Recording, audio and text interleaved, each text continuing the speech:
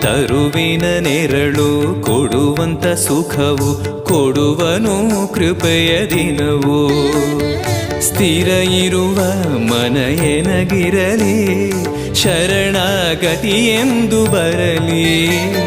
ಭಗವಂತನ ಪ್ರಿಯ ಮಗನಿವನ ಸಾರಿ ಬದುಕು ಇರಲಿ.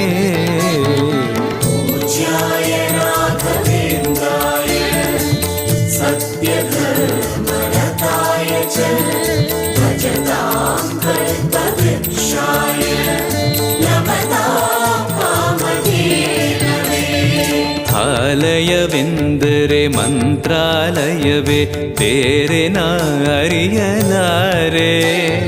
ರಾಜನು ಎಂದರೆ ಶ್ರೀ ಗುರುರಾಜನೇ ಮತ್ತು ನಾ ತಿಳಿಯಲಾರೆ. ಆಲಯವೆಂದರೆ